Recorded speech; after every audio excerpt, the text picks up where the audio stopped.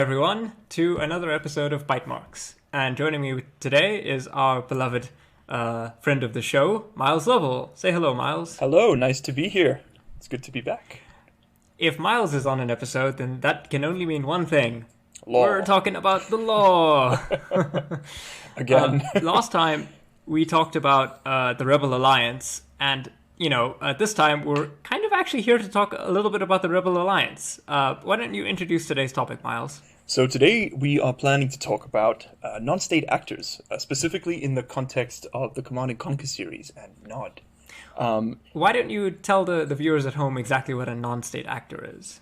So for the most part, right, in international law and politics, you've got two kinds of people playing games on the international scene. You've got state actors, which are governments, and you've got non-state actors, which is kind of everybody else. So you and I, if we went and interacted with the international regime, we'd be non-state actors.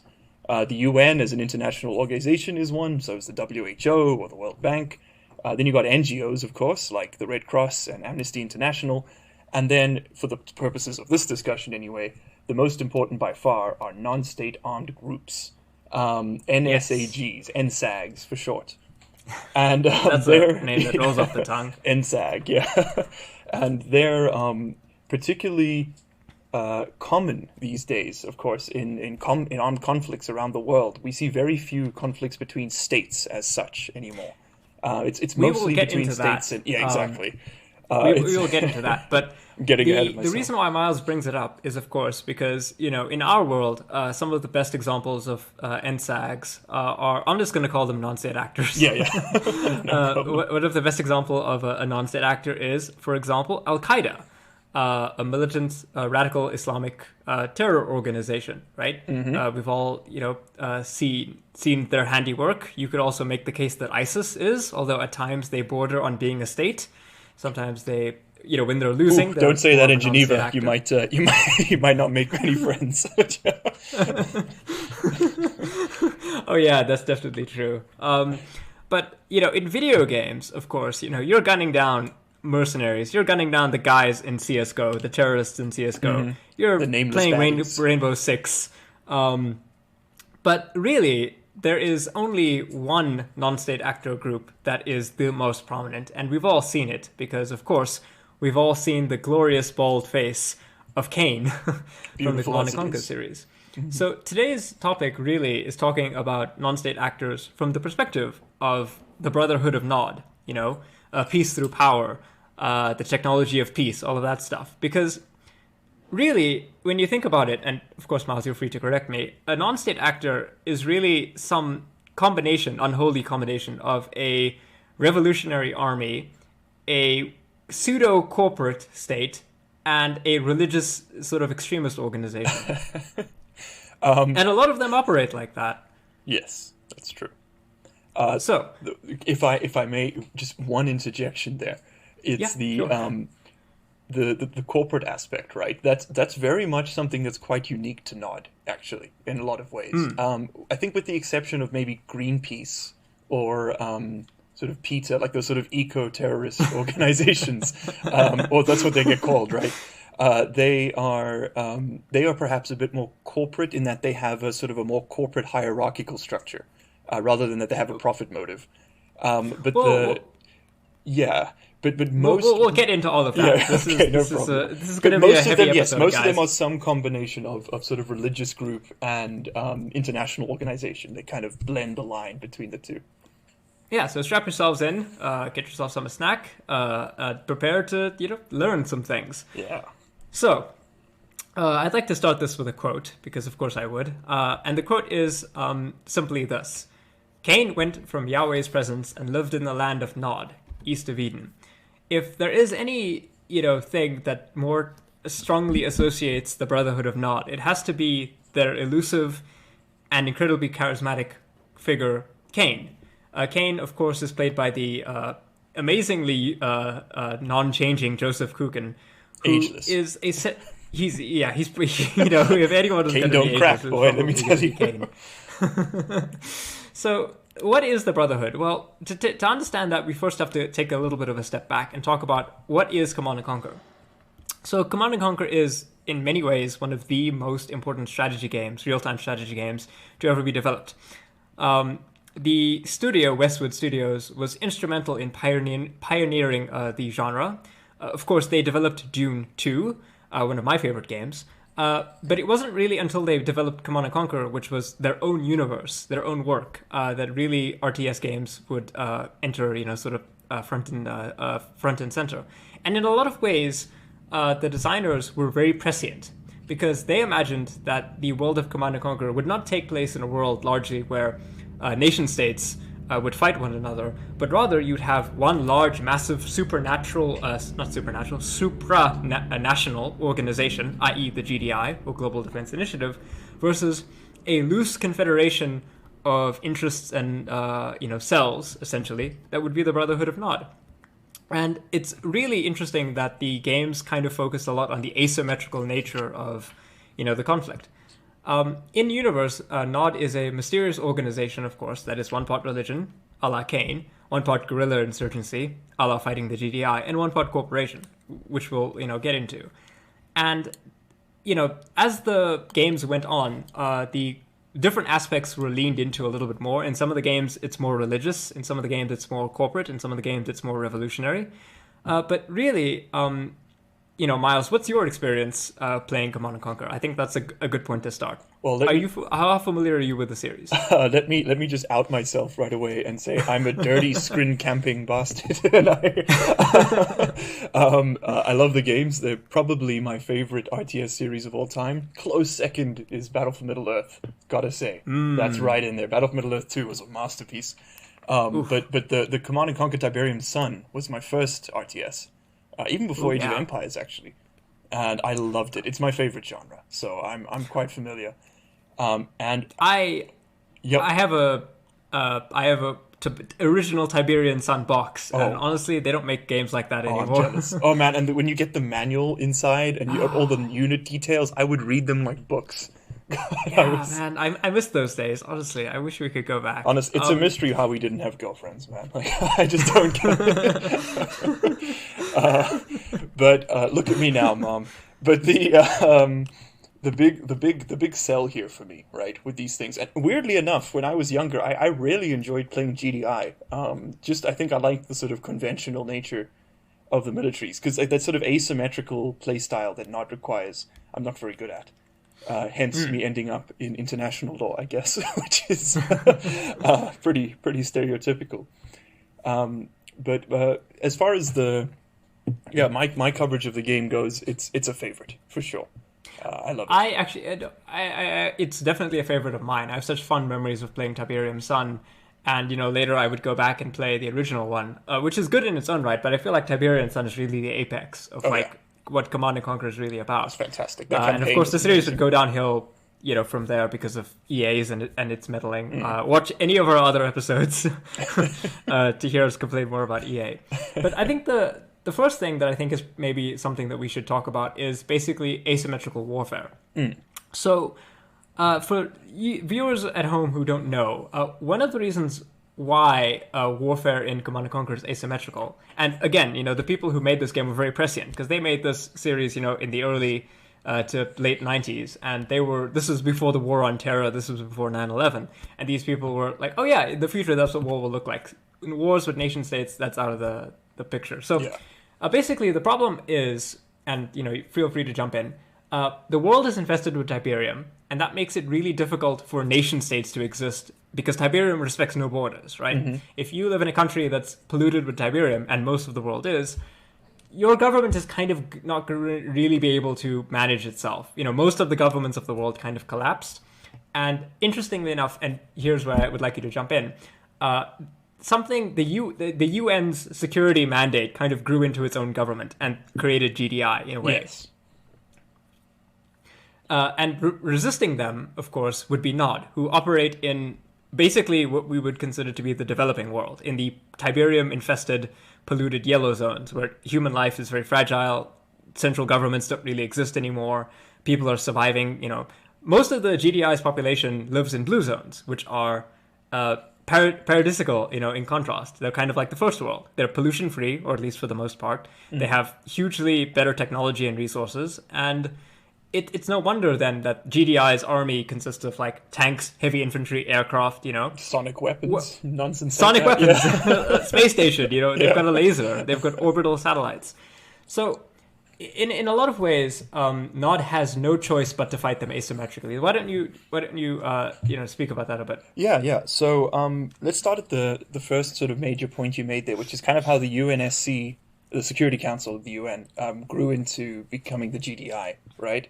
And there is some in-world law explanation for this, but it's a bit fantastical from my position, because two things would need to happen, right, for this to happen, which have never happened before.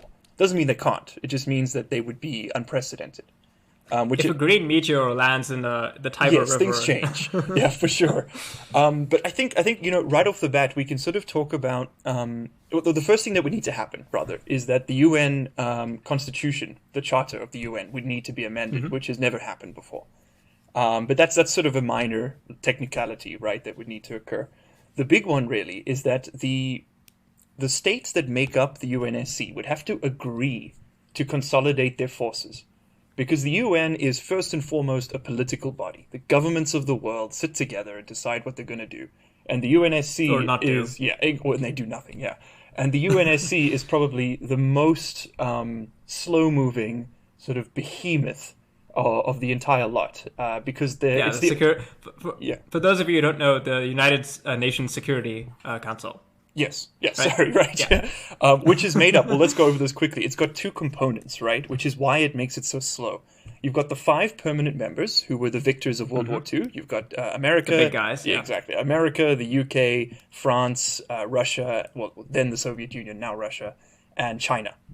Those are the 5 permanent members of the UNSC, and then you get, I think it's 32 or 36, I can't remember, rotating minor states that sort of come in every now and then as temporary members. South Africa's been there 3 times, just as a fun fact. We're in our 3rd term now.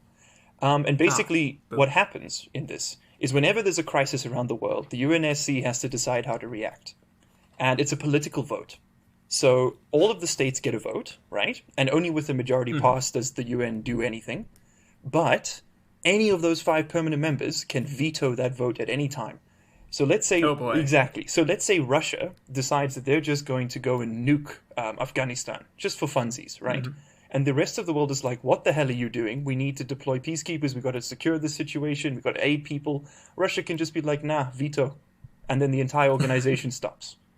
And so you can see why the UNSC, as a political organization, as this international organization, I think is too ineffective to form into something like the GDI. I think that the GDI would need to be created from something like NATO, rather. So, which is already all on the same page. Yeah.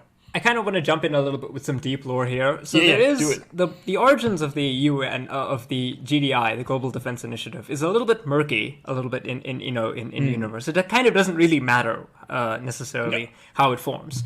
Of course, a meteor that has an alien material that lands in Italy, because Tiberium is named after the Tiber River. That's like unprecedented. That would change everything, in a lot of ways. Yes. And Tiberium infestation, in a lot of ways, is kind of like the specter of global climate change, only way worse and more visible. Oh God, yeah. But in universe, there is kind of an explanation that what we understand of the GDI actually developed out of a special forces operation group called Operations Group Echo, if I'm not mistaken. And, if you know the deep lore, then you know that Operations Group Echo was involved in putting down a giant ant infestation. There are, in Red Alert, because there are 2 timelines. The Red Alert timeline where Tiberium didn't happen and everyone is like fighting World War III. Yes. And the Tiberium timeline. Both of them can be actually quite fun. But in that game, I think it's Red Alert 1, you can play some special DLC packs. And one of those DLC packs is, oh no, there are some giant ants that are taking over some towns. Let's mobilize a special task force. And interestingly enough, you have in that task force units that are Soviet and also American, which kind of implies that there's like a shadowy kind of thing going on. Yeah, so it's implied that at least to some extent, what we think of as the GDI developed out of a special forces unit that kind of became more powerful than it should have. I mean, that's much more believable than the Security Council. position. So thank God for that. Yeah, it's more of a coup situation, really. Because it's like, oh, the world is in crisis. I guess we need to, we can't be bogged down by decision making. We've got to act fast. Let's just put the military organization in charge. Yes. Although that's just definitely not the case. So you mentioned two things. So what was the second thing? Well, then the second thing is that we've seen something similar happening now, right? In that not so much with the Security Council and such now, but more just how international organizations have used the current coronavirus pandemic to really consolidate and solidify their positions. It's a bit of a shallow metaphor, but sort of similar to how Tiberium came and changed everything. This is this sort of international lockdown within the age of globalization is obviously unprecedented, right? And the only bodies which are not affected by borders are international bodies, like the UN, like the World Bank, like the World Trade Organization, the WHO, whichever one you want to pick. And all of them have, in some ways, gained a lot more sort of soft power. In that they, for example, the WHO, if they hadn't blundered their initial coronavirus programs, telling people not to wear masks and things, they probably would have been in a significantly more powerful political position now than they would have been. So it's not inconceivable to think that, had they played their cards a bit better initially, they could have been sort of dictating policy to states at this point, and the states would be listening. They're not, unfortunately, because they kind of ballsed it. But it is very much within the realm of reality, is what I'm saying, legally speaking, that these sort of political bodies, like the UN, or some special task group between governments could move into a position like that. I think it's very much possible. I definitely think, especially in the context, like the Command & Conquer series has always been, I think, arguably very grounded science fiction, right? Yes. Granted, there are sonic weapons and, aliens and things like that show up in the later games, but the first couple games especially are very much very grounded military science fiction in a lot of ways, right? They're more if you take out the Tiberium, really. They're just... Yeah, it's just a conventional game, really, isn't it? Yeah, it really is. And, of course, the issue for NOD is that they, and we'll talk about this a little bit more, but the issue is that they are fighting a war against an organization that is essentially the most powerful in human history, right? Yes. A transnational, trans border, really sort of this trans everything super group. GDI is a global government. This kind of thing that has never really existed in our world, up until that point. And of course, they have military resources that are unprecedented. They have the best armaments in the game. From a gameplay perspective, every GDI unit, generally speaking, can outfight almost every NOD unit, point for point. So NOD can't really fight them in a conventional ground war, right? And you pointed out that actually it's quite difficult to use a lot of NOD units, and that was definitely true. I also gravitated towards GDI units because they are very much just an army of hammers. Yes, yeah. You put them in one place and beat. It's... Yeah, exactly. They have big tanks with double-barreled guns. What's not to love? NOD, by contrast, have to rely on a lot more complicated technologies. They have to rely on a lot more experimental things, like, for example, cyborgs. Yes. NOD cyborgs, human experimentation, genetics programs, artificial intelligence, biological weapons. Every kind of advantage, just suicide bombers, really. Every kind of advantage that NOD can find in terms of their war. And, here's the important thing for us in terms of non-state actors. NOD wages as much a real war as it does an ideological, in a way, social media war, right? Because something that shows up a lot in the games is the presence of media. Now, granted, they were making this before, we had Facebook and Twitter, but a lot of the time, if you're watching the game from the NOD perspective, they're showing people, they're showing newscasts, they're showing broadcasts. Oh, the GDI are leaving behind civilians, look at NOD forces coming in to, save people. GDI attacked a peaceful NOD hospital, and meanwhile, maybe Kane, bombed that hospital himself. They're trying to win an ideological war as well, because, like we said, most of their recruitment, most of their operation are in yellow zones, places that have been left behind developmentally, but also, politically. And GDI's concentrations are in the wealthy, powerful places. Now, granted, these places are kind of different. I think South Africa is part of the green zone. Oh, really? Green zone, blue zone. I think Johannesburg is a blue zone in in the Command and Well, we Conquer all know that's because I not know there's like a GDI base in Johannesburg, which doesn't surprise me. Knowing I wonder if what they we know included about, Soweto. Probably not. but it is definitely a divide between the haves and the have-nots. The people who can afford to live in Tiberium-free zones and the people who can't. And NOD definitely uses that to their advantage. If GDI were perhaps more interested in providing relief to these places, maybe they can't even, in some cases provide relief. Like, what can you do once a place has become too polluted with Tiberium? It's not until the later games, like very last games in the series, that they actually manage to deal with Tiberium, right? Yes. So it's a complicated, situation, but I feel like we have to talk about Kane. Yes, I mean we got to get there. Yeah, we gotta. So, what is Kane to you?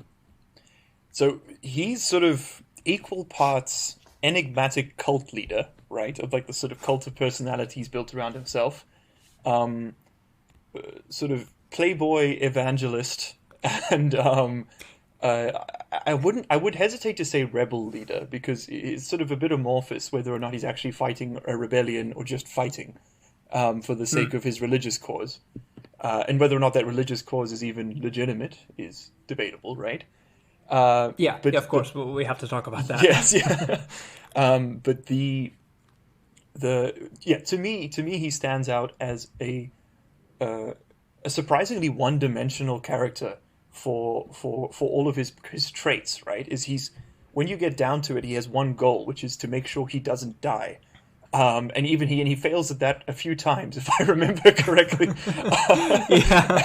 Yes. And through some incredible plot armor, he manages to come back and fail again. And I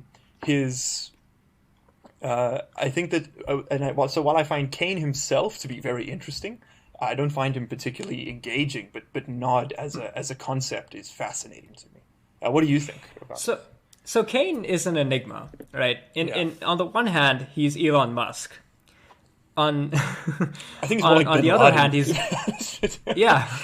On the one hand, he's Elon Musk, but actually able to do things. Yes. On the other hand, he's Vladimir Putin, an autocrat of extreme power and charisma. Mm.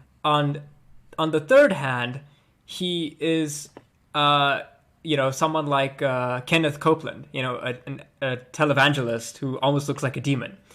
Kane is everything and nothing. So in the history of the game, of course, you do actually see Kane before he comes to power. He was supposedly an advisor to Joseph Stalin, and in the last mission, spoiler alert, in the last mission of Red Alert 1, if you win as the Soviets, Kane assassinates Stalin and puts you in charge of the Soviet Union, implying that he wants you to lead the Soviet Union until he can bring about the rise of NOD. Obviously, later on in the series. Kane, now, again, you take this with a grain of salt. So, Kane has a philosophy that is both centered on himself and also greater than himself in a lot of ways. But the game kind of hints that he's an alien of some kind of providence, right? Some people, of course, have speculated that Kane is, in fact, the Kane who's mentioned in the Bible, hence why, I brought in that quote. Mm-hmm. But, in the beginning, Kane starts off as basically an anti-West, in a way, a terrorist, right? It's no surprise that many of the early organizations of NOD are in, like, places like Sarajevo, where there is quite a strong anti-West sentiment, Mm-hmm. And, maybe you can speak a little bit about that. But then as the time goes on, you see the development of a religious veneration of Kane and also a religious veneration of Tiberium. Of course, Kane talks about, the technology of peace, peace through power, all that stuff. What he's trying to do is build an ideology that can convince people to follow him. And we will talk a little bit about his motives in a second. But, does that kind of like track? Kane, maybe he has selfish motives, right? Mm-hmm. But he very clearly knows how to manipulate people. He very clearly knows how to talk to people. And I think it's maybe the best way in order to build himself into an army, right, is to, develop this religion, this mythos around himself in Tiberium. Because he sees a world that is in turmoil, and he has the ability to give people answers. Maybe they're not the right answer, right? Because Kane obviously betrays his subordinates as much as, they try to betray him. Yes. But pretty low life expectancy on the job. Yeah, you get dental, but The then you hazard also pay could must be get great. Yeah. you get shot in the back of the head by your boss. I mean, that's just life, right? Yeah, kids these days trying to get like job security. Oh, Come on. gross. God, what do you want? You want to eat? Come on, 3 jobs minimum. That's how it works here, especially in Switzerland. 6 jobs minimum. Oh my goodness, 6 jobs, and only one of them is like uh, an actual job. The rest of them are like really weird, make fake jobs. Oh yeah, Like those gig economy yeah. things. I Like fold you're just like a flowers for 30 cents an hour. That's my gig. one of your jobs is just holding a halberd in the town square. Waving a flag twice a month. Those are very Swiss things to do, by the way. For those, I didn't introduce myself again. Damn it, I keep forgetting to. Hi, I study in Geneva. I'm studying international humanitarian law and human rights, and I'm in Switzerland. That's the background. But let's get back to Yeah. the topic at hand. I think everything you said tracks. I mean, and look, I think my view of Kane is probably tempered a bit by time. It's been a while since I last played the games, and I mean, yeah, you're right. His sort of, you've convinced me of his character depth, I guess. But the one point you brought up, which I think is worth discussing, is where he chooses to base his operations, right? Because if I recall correctly, Sarajevo has been his headquarters from the start, right? Temple Prime, Yes. I think, is destroyed in the first game. Yes. By an ion cannon blast. But isn't it destroyed again in the third game? Because I remember... Yeah. If I'm not cinematic. mistaken, there's a liquid Tiberium bomb that is detonated for Kane's ascension. Okay, so they rebuild We'll it. talk about that. Okay. We'll talk about that definitely. But yeah, so it is. He also had a base in Cairo. Cairo is another big.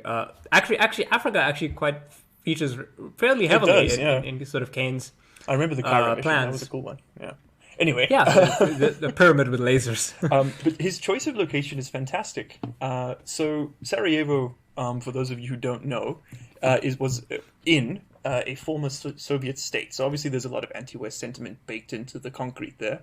But I mean, again, the sort of prescience of the developers is quite astounding, because this game came out 10 years before the Balkans War, right?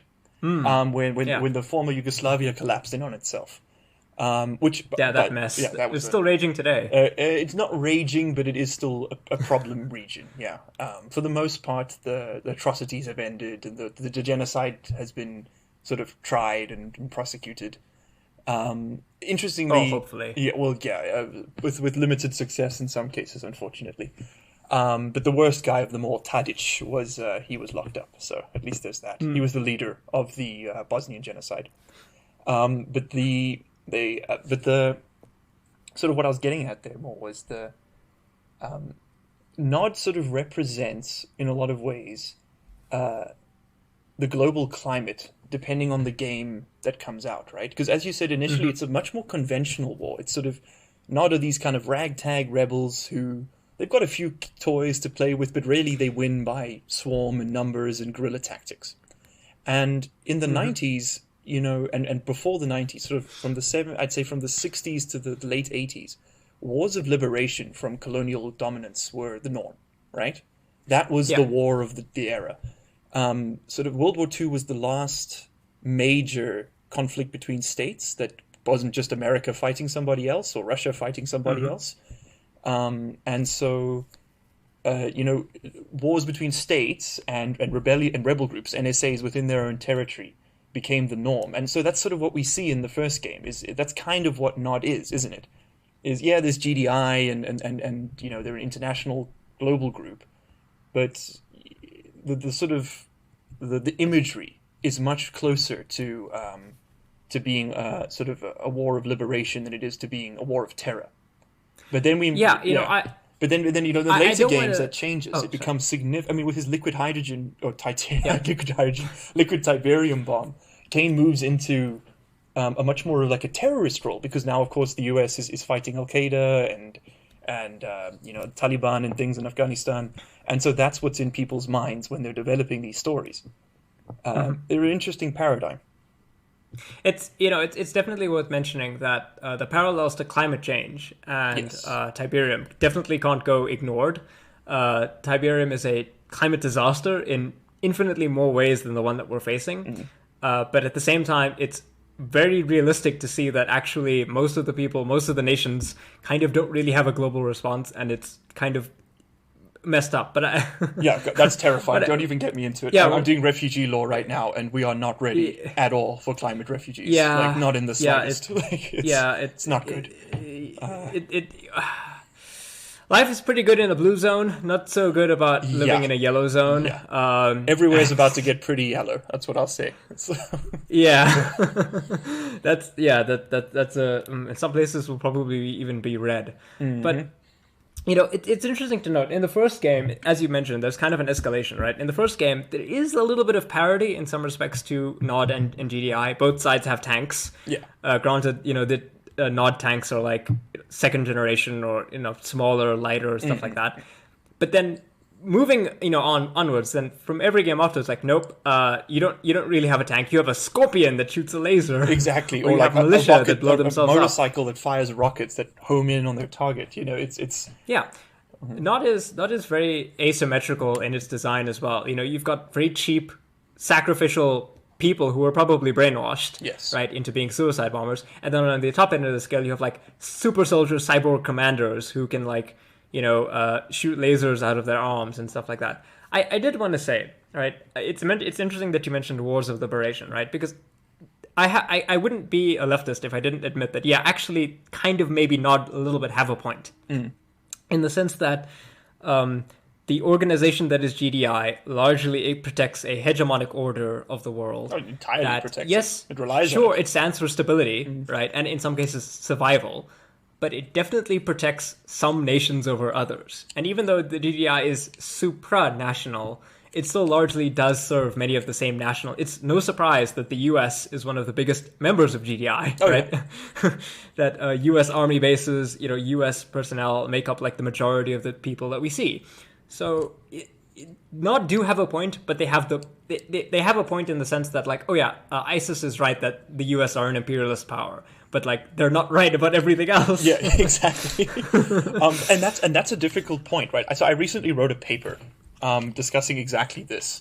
I was looking at ISIS's magazine. It's called.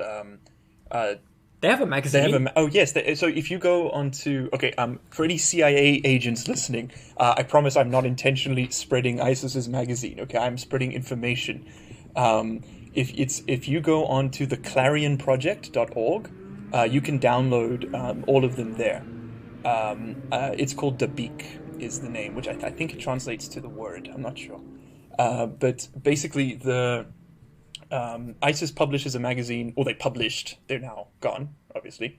The leadership's collapsed. But they published a magazine almost monthly for the entire time they were around. Yeah, it's such a bizarre thought, right?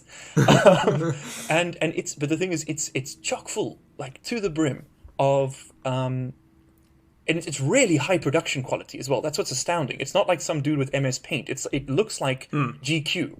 It's a high quality production, and what's interesting to note with it. This is a complete tangent. I'm sorry, but what's interesting to note with it is that if you look at the initial magazines, right, like the first few issues, they're like 50 pages long. They've got opinion pieces and sort of reports on the war and combat statuses and calls to arms and quotes taken from the Quran, incredibly out of context and bastardized, and that's mostly what I was looking at was their jihad, like their casus belli, and which means the right to wage war, by the way, but then you look at their later issues, when they start losing the war and they become significantly more aggressive. They start talking about how it is the duty of all people to conscript themselves to the cause and to come and fight, and they become increasingly desperate for recruits and resources. They become more aggressive with their wording, and they get a lot shorter, these magazines. They go from like 50 pages to like 11. And the production quality drops off as well. And it's just sort of watching the death of an organization sort of delayed, I guess, in its own publications. It's fascinating. Anyway, complete tangent. One Sorry. thing I will say, one thing I will say. No, this is why people tune in, right? Tangents. But one thing I will say is that NOD always has good propaganda, right? Arguably, the fact that they were able to convince people that Tiberium, a mineral that is literally killing the planet, is actually good for them, is mind-blowing. That was my point. Thank you. You've reminded me. I honestly forgot what I was talking about. That was my point, yes. That's why I'm here, Miles. Propaganda. I bring everything back to the point. Thank you. It's frankly amazing that Kane has this propaganda machine, right? Something that I feel like is not really talked about, because haha, lasers go boom, or pew.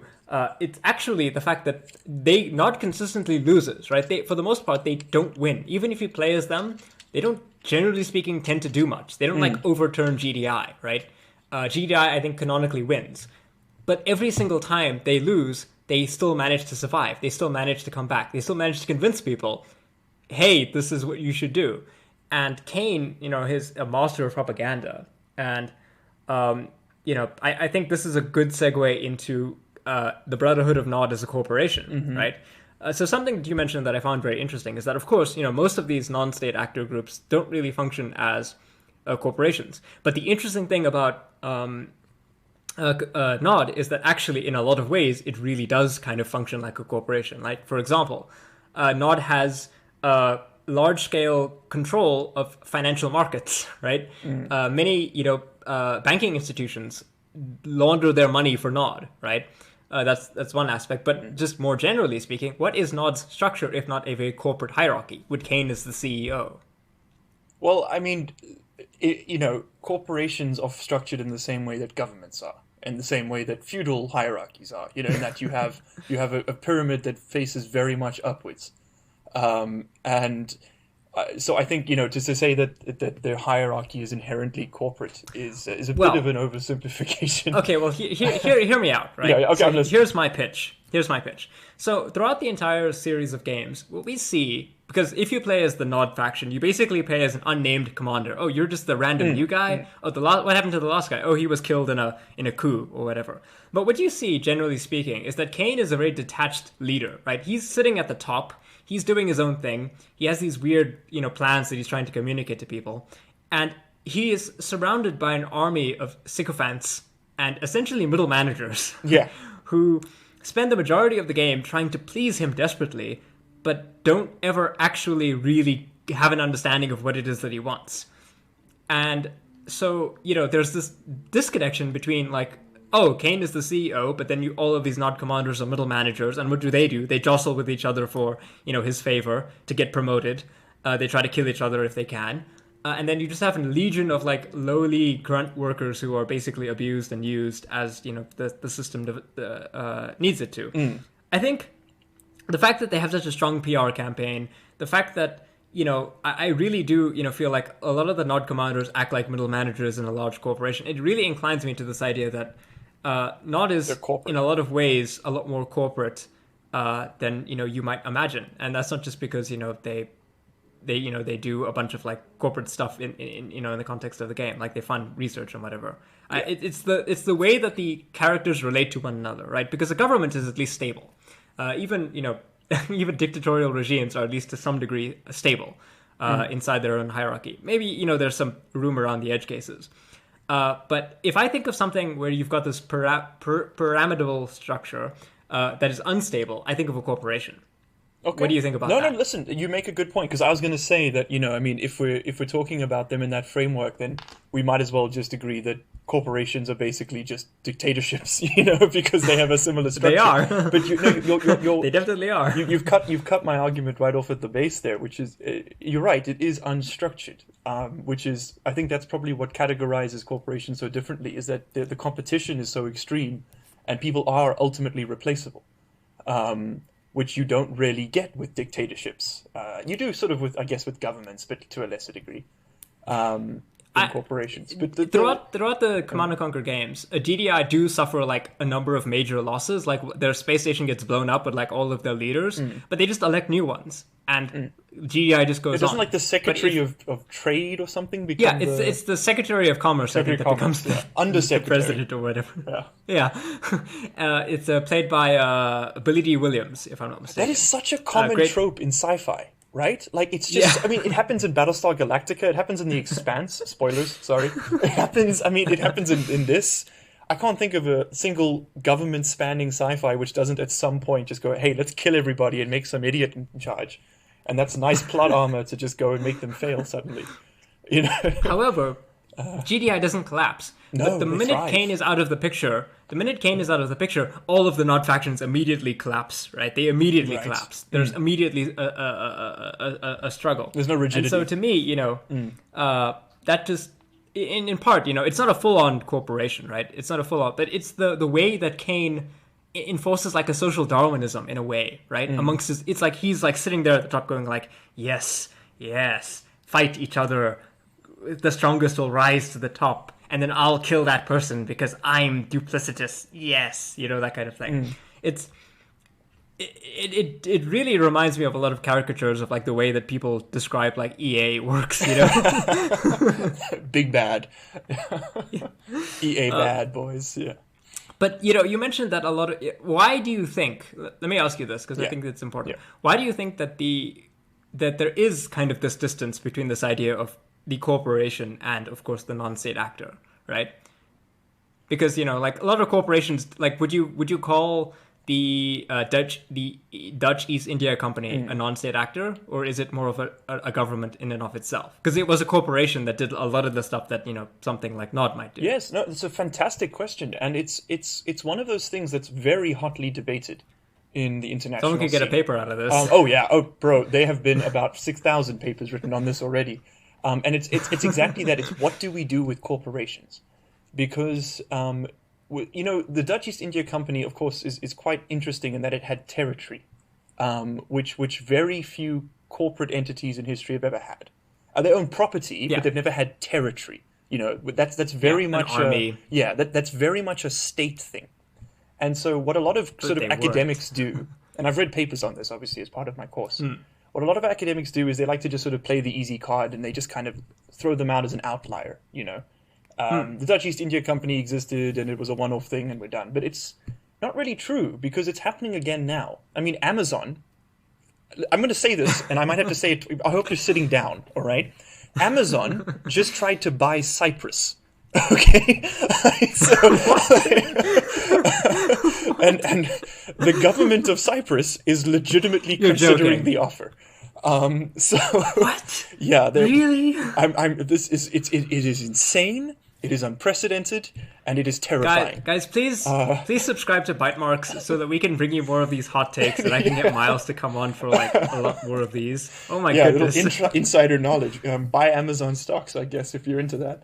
But it is bizarre, and so, you know, the role of corporations in international law is very much an enigma.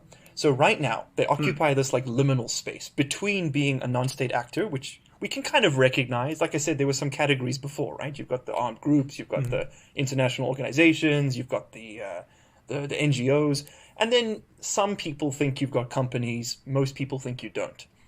And then you've got states on the other hand, right? And I'm on the camp, obviously, of including companies in that group of non-state actors. And the reason we want to do that is because that way they gain international obligations. Right now, companies can just do whatever the fuck they want. Whatever the hell they want, and they're not beholden to anyone. You can swear on this podcast. Okay. Callum does it. All right, just checking. Well, the fucking bastards just go around doing whatever they want, and the only people they're beholden to, right, are the domestic law of whichever company they're headquartered in, or whichever country, that they're headquartered in or are acting in. So there's no international obligations or restrictions placed on these companies outside of like sanctions. You know, like you can't trade with North Korea or look. Maybe there's some trade tariffs or something. to dunk on some ANCAPs here. Yeah, do it. Guys, it is a fallacy to imagine that a company which is only accountable to its shareholders Yes. is in any way going to be more accountable to you, a private individual who it has way more power over, right? We should be regulating companies and treating them more towards the state side. I'm not saying we should fully treat like the People's Republic of Walmart or whatever, but without the ability to treat companies as legal and political and economic institutions, they are treated like people. Yeah. And do you know what a legal fiction is? Have you heard that term before? Yeah. Legal fiction? For the audience at home, please. Okay, so it's a it's a nonsense term. Basically, it's what lawyers call "we don't know." So it's kind of like let's pretend time. So legal fiction is something that legal systems all over the world use, and it's what they sort of cook up when they don't really know what to do. Like for example, in inheritance law in South Africa. Okay, very quick example. If you die, right, your kids inherit stuff. But now what happens if you die or your wife dies during childbirth and you died before the child is born? Does that child inherit your goods, right? Because it wasn't born at the time. And in South Africa, an unborn fetus is not considered alive. And only a living thing can inherit. So what we do is we have this nasciturus fiction, which just means unborn fiction. It's a legal fiction where we say, for this one very specific thing, we're going to pretend that this fetus is alive so that it can inherit. But then, in every other instance, it's not. And that's a legal fiction. It's a make-believe. And so we have another legal fiction, which is the judicial person. And this is everywhere in international law. And it comes straight from the Catholic Church. You can thank them for it. And it's the idea that a corporation or any other kind of sort of multi-person entity has its own legal nature separate from the people that make it up. And it's a great way to pass off blame because you can't imprison a company. You can't destroy or kill or hang a company, right? The most you could do is sort of dissolve it, and then nothing really happens to the people who make it up. Maybe they lose some assets, but that's it.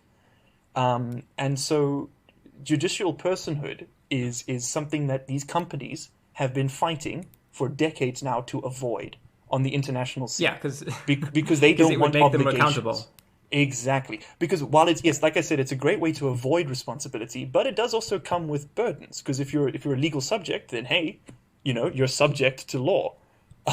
So these guys are really trying to dodge the bullet. And so, I mean, companies like Amazon spend hundreds of millions a year lobbying various states around the world to go to the General Assembly in the UN and vote against any resolutions that would infringe upon their freedoms to do whatever the hell they want. I've always said it, like, even the most tyrannical government is, at least in many cases, accountable to something.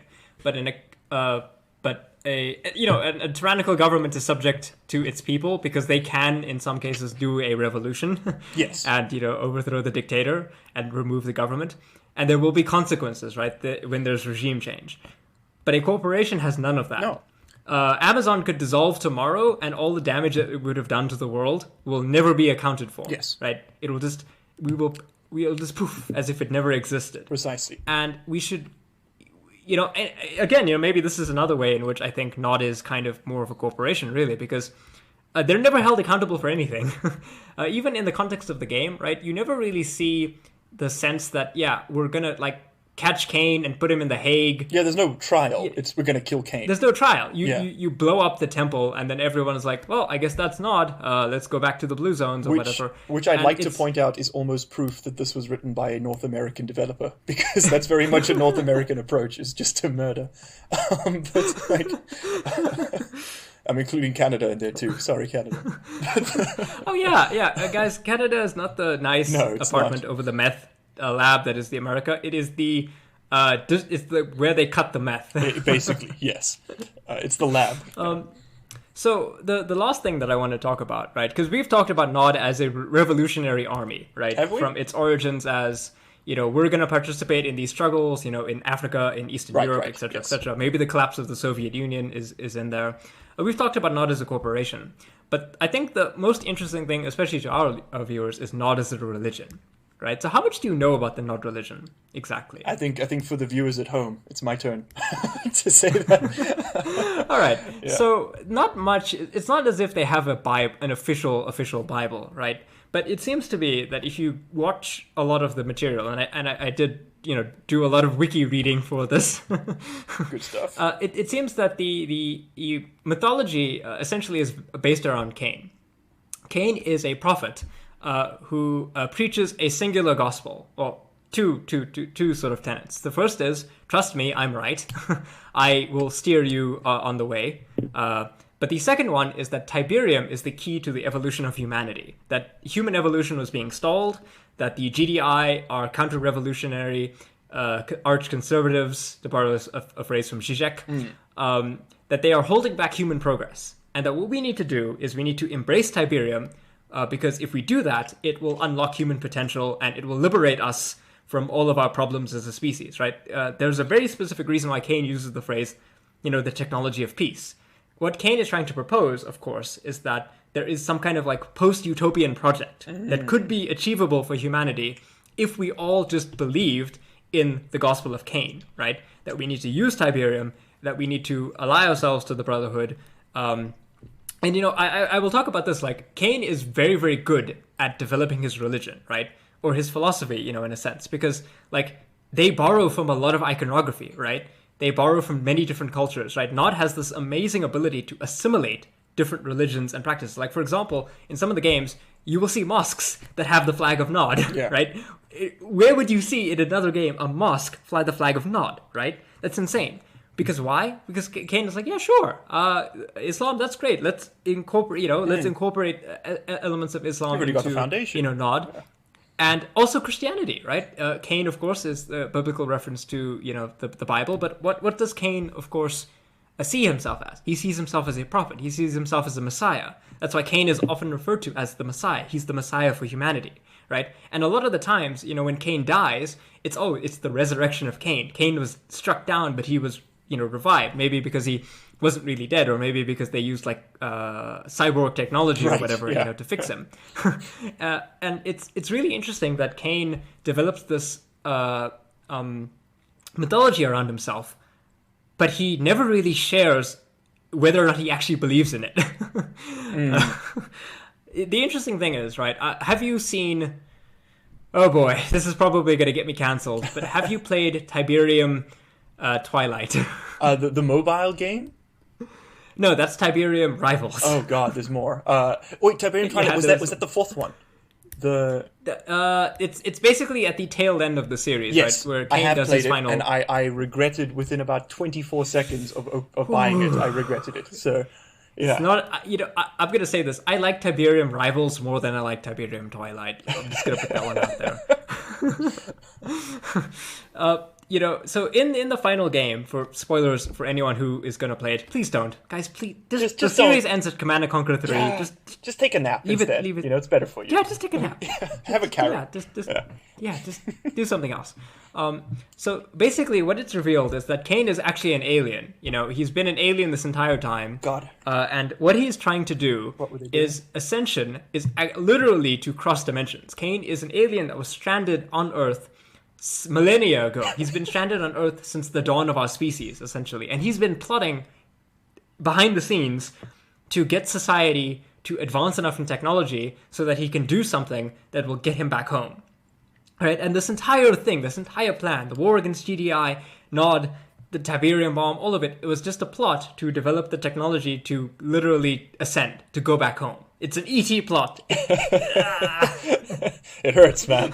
It cuts me deep. It does. Every sentence. And at the end of the series, it's like Kane and his followers, literally his elite circle, all ascend, which presumably they go to Kane's house, and Kane's like, I don't know, a guy who works at IKEA.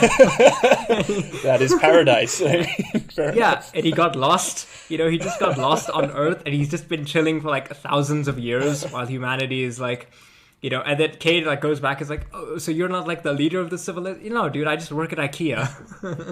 So since coming here, this is again, another tangent, right? It's story time though, Emilio. Since coming here, I've had the distinct privilege of being lost in an IKEA. And I can tell you right now, Matt, it is fucking terrifying.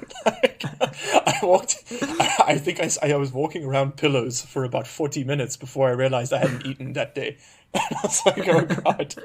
I found the meatballs though, and then I got food poisoning. So, it was the full Miles, circle, really. I need to have you on like the SCP episode where we talk about the infinite IKEA. I'll give you my personal take. That would genuinely, I think, be a very interesting episode to talk about like forming societies inside IKEA and like, I don't know, like human cooperation. Oh yeah. Oh my goodness, that would be a good episode. Guys, leave this video a like if you would like us to do an SCP episode. I'm down. Okay, but I'm gonna come in here because I have two fields of expertise, right? One of them is all the boring Cholo talk, which is law, and the one I'm far more interested in is actually my first degree, which was in classics. I studied ancient Mesopotamia and the formation of religion. That was my initial degree, what Kane does, right? The religious assimilation is, I would argue, almost a masterclass in as a metaphor, basically, for what every religion in history has done. And I'm obviously going to get cancelled for doing this, but every religion borrows from the others, right? That's how they form, and it's simply because iconography is repurposable, especially over generations. Why do angels have wings? Why are they people in white dresses with wings? It's because when Rome Christianized, right, the most common iconography on all of the columns, especially, for example, Trajan's column, which is a beautiful carving, was the winged victory, Nike. Nike, sorry, yeah. And I didn't study ancient pronunciation. Imagining her, like the goddess Nike, she shows up, she's got like she's got the sneakers. Oh my exactly. God. Anyway, but the point being here is that when they Christianized, it was incredibly easy to just go and say, well, those winged figures on the column, those aren't winged victories, those are angels. And the iconography shifts with it. You''ve already got the foundations in place. When the Methodists... Buddha and Hinduism. Yeah, when the Methodists split off from the rest of the Protestant groups in Christianity, they took sea shanties and put hymns over them because people already knew the rhythm. They just had to learn another word. And it made it incredibly infectious. That's why it spread through sailors. That's why it made it all the way to the colonies, from England. And it's the repurposing of iconography and religious subtext is so common, it is almost a requirement, I would say, for any religion to succeed. And NOD thrives in that regard. Kane nailed it. And again, kudos to the developers because they clearly did their homework on this sort of thing. It is very well done.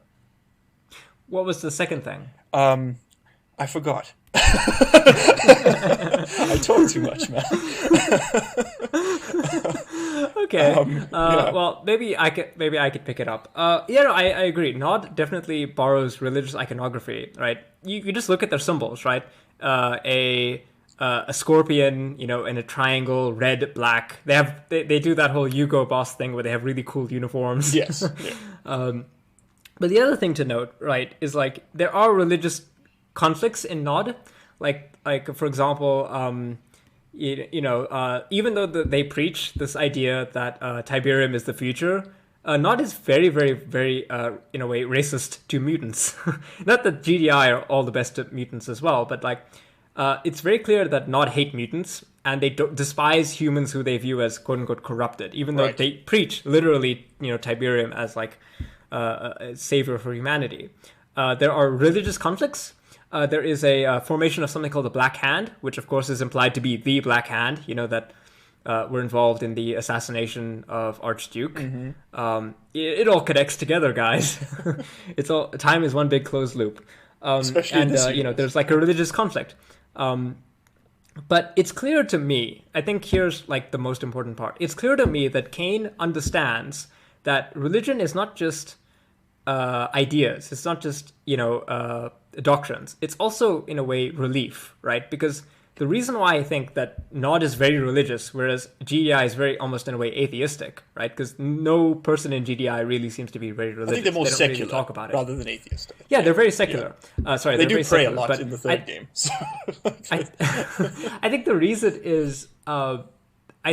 is, just because NOD is trying to talk to people. It's trying to appeal to people who are suffering, right? And it's no surprise then that Kane casts himself as a messianic figure who's going to relieve the suffering of people, right? And it's a very clever move because it works. Lots of people are willing to buy into the doctrine of Nod because they, in a way, see both a practical, Nod will give you, resources and supplies, but in a sort of spiritual, oh, yeah, we don't have to worry about our society collapsing. Kane is going to fix everything, you know, in a way. Which GDI does not have that. GDI has to, largely stand as a government and has to behave like a government has make to. promises, attempt to deliver the works. Yeah. Yeah. You've done it again, Emilio. You've reminded me of what I was going to say. So thank you for that. That's why they pay me the money on Patreon. That's why you get the ad bucks right there. Yeah. This channel is not monetized, by the way. Do you have Patrons, by the way? I'll plug you. We have 5 patrons. Okay. Shout out to the patrons. You guys Shout are out absolutely to the lovely. patrons. If you guys need free legal advice, hit me up. I'll drop each one of you a line. Right. That's my contribution. State religion is my second point here. Okay. Mm-hmm. And it's because it's exactly what it's the other way in which Nod and the GI mirror modern conflicts, right? Is because in many ways modern non-international armed conflicts between whether it's the UN Security Council forces or the US or Russia or whoever, they're always versus a religious armed group, militant group of some sort. And I was actually speaking with a friend about this recently, and we were talking about why Islam has sort of gained this reputation as a religion of conflict. That's what people talk about in that context, right? And then they don't talk about Christianity in the same way. And what I would put it down to is exactly what we see here in this sort of metaphor with GDI and Nod, is that Christianity has faded from the state role.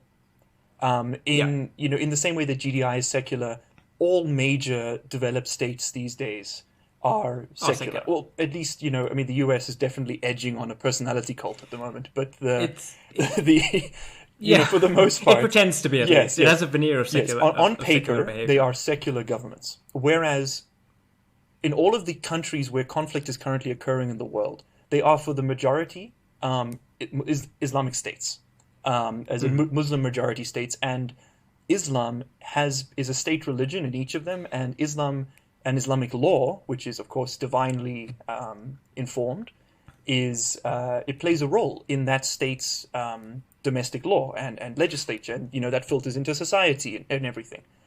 And so what I think happened is, we still think, when we think about a war between the US and Afghanistan, you don't think about the US government fighting the Afghanistani government. You think about US troops fighting the Taliban.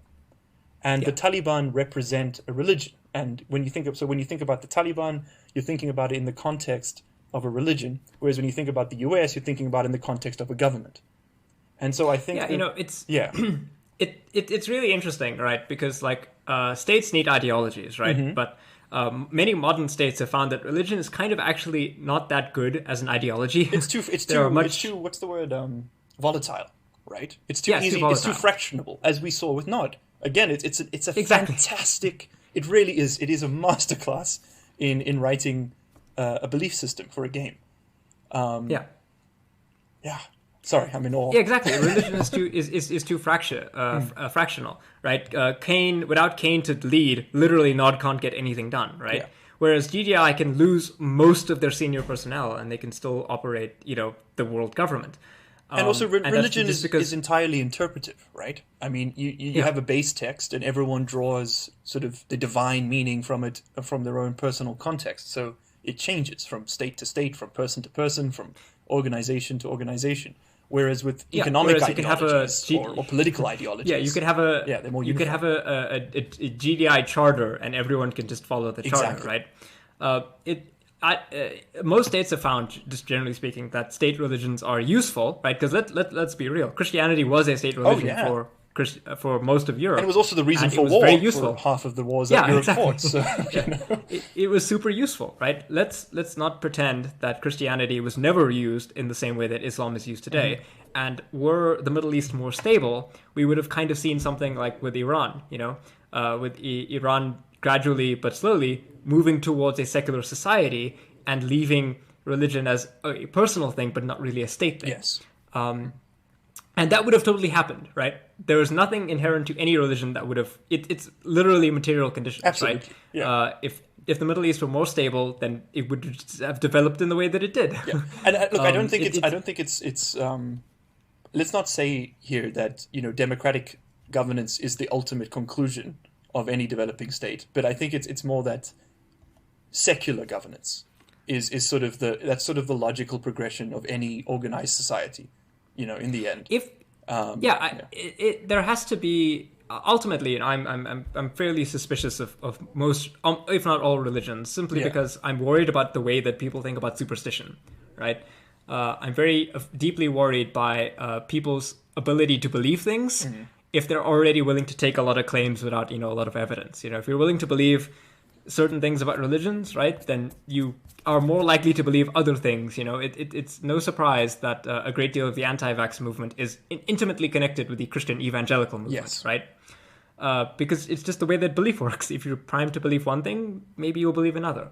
However, that being said, I do think that there are lots of benefits for a secular society, including, of course, like if you have a secular government, you can have many religions, right? Secular governments tend to be able to facilitate... They're diversified. A diversity in a way. They can handle it because they don't need to prop up the ideology, right? Whereas a state religion can't do that. The state religion has to be the religion because that is the state, And that's a lot why, in a way, that's why people like Rojava are very important, because they are trying to build a secular, alternative in the Middle East. Turkey's not going to let them do that. No. But, it's unfortunate. But yeah, I think NOD uses, really, and you've said it best, the writers of NOD did a masterclass in writing non-state actors. They did a great job describing them as a revolutionary army, in a way as a corporation, in a way as a religious organization. And understanding why Kane exists, understanding why NOD exists, is in a way a perfect mirror, not a perfect, but a very good mirror, really, to understanding a lot of the problems that we have today, right? GDI are ostensibly the good guys, but they don't necessarily fix problems. It isn't really until the end of the game that they are able to actually, the end of the series really, that they're able to actually figure out how to deal with Tiberium. And even then, it's not implied that they'll do it, because there is a hegemonic reason why they kind of benefit from being, most of the few nations that are not destroyed. It's very interesting. I think we could definitely talk a lot more about it, but I don't want to go, we are a little bit over time. So there's a time limit? Final thoughts, Miles. Oh, wow. Final thoughts. Oh, man. Ask me a question. Prompt me. Okay. What is one thing that you would change about NOD if you could? Ooh. I would get rid of the rocket cycles. I hate them. That would be okay, I was thinking you were going to the ideology, maybe they could do... No, okay, get rid of the rocket cycles. No. Okay, no. In all seriousness, though, I think that there's very little I would change about NOD's lore. I think that, like I said before, it's engaging, it's interesting, even though I don't find Kane himself to be that interesting. Having studied actual sort of NSA leaders now, he's fairly one-dimensional. Oh yeah, where they stand, and unfortunately we didn't really get to speak about him specifically that much today.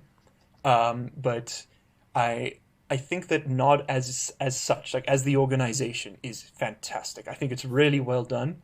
I think it plays the role it's meant to in the series. However, here's my final thought, is that the Command & Conquer games, much like most of modern sci-fi, starting from the 50s, right, all suffer from the same flaw, which is that the good guys, the boys in blue, in every single one of these instances, is the state. It's the government. It's the one upholding the status quo. And in Command & Conquer, it's an extreme example, so it's easy to point at GDI and say, okay, well, they're the ones trying to stop the climate disaster, so they're the good guys. But but that's obviously a fictional scenario. But it represents what people believe, which is they see, they've drunk the Kool-Aid. They see the U.S. government, they see the UN, they see their own state as being a legitimate force that should be allowed to have a monopoly on violence and should be allowed to wield armed forces and own nuclear weapons and all this other completely insane nonsense, which when think about it out of context, it's just bizarre that we would even develop nukes. And so I think that much like the majority of modern Western-based sci-fi, the GDI and NOD dichotomy is just sort of a retelling of a story we've seen 100,000 times now. Yeah, it is. It's it is, not I was just going to say it is it's a false dichotomy. I guess just like in Warhammer 40k, that there's no alternative to the Imperium. There isn't really an alternative to GDI because if they don't have GDI as an organization, there's literally no way to stop the planet from being destroyed by Tiberium. Yes, right? and much like in real life, but of course, where we've set ourselves up and the world has been set up to make it so that there is no alternative to the UN or to state governance. I mean, can you even conceive of a world, really, where there isn't some form of government? Of course not. We make fun of the ANCAPs. But anarchists have their things, but they don't really scale very well when it steps out of theory. And yeah, we haven't had a really successful experiment. No, we kind haven't. of ever, really. And I think at scale it would really struggle because coordination beyond your immediate social group of 150 names you can remember is quite difficult, really. And that's why we have representative governments and what. But the point is, right, that much like, the world of Command and Conquer without GDI would look very different. Our world without states, I don't think would exist. I don't think we would ever reach this level of technological development, for example, where you and I could speak like this if we didn't have some way of consolidating resources, and those resources need to be governed. We can have a debate, not a debate. We can have a discussion maybe about like anarchism and like the idea of states. But I do, to some extent, definitely believe that coordination is required. I definitely think we could have flatter hierarchies. Oh God, yes.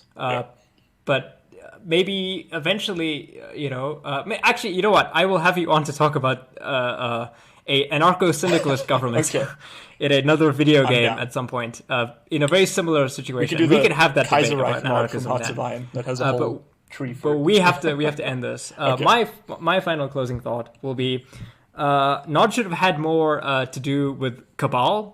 I really like the idea of an AI that's like, I am smarter than Kane. I'm going to, rebel and do some interesting stuff. I thought that was pretty cool. Maybe a third alternative to Kane, I don't like the Skrin. I think they're kind of boring. They're just like standard aliens with no real personalities. I think Cabal could have definitely been an interesting, character. I would love to see something like that. Also, they should definitely nerf NOD. Let's see. What can I say is going to get me cancelled? Oh yeah, the NOD like robot guys who can like the big walker ones. They should nerf. Oh those. yeah, hell yes. All right, thank you everyone. I hope you enjoyed this somewhat legal, somewhat ramble through the messy world of real world politics. That's all law. And the even messier world of video game lore. You can find bite marks on YouTube. Please give this video a like. Please subscribe if you aren't. Check out our social media, links in the description. If you've got some money, please feel free to support us on Patreon. Do it. Miles, anything you'd like to shout out? Yes, please check out Largely Unemployed on YouTube. It's my dog shit tier gaming channel where I post terrible content. If you like the sound of my voice, you'll love it there. I also have a Discord channel, which will be linked in those videos' description. Yes. Largely Unemployed. We should have you on to do a stream sometime, because we do streaming now. I'd love it. That'd be so much fun. Oh, yeah. Yes. That we could play Command & Conquer and complain about it the whole time. I'm ready. All right. Thank you, everyone, for joining us. Stay safe, wear your mask, take your vaccines, etc., etc. Much love. Goodbye. Bye-bye. Woo! That was... Wow, your audio quality just shifted 50 degrees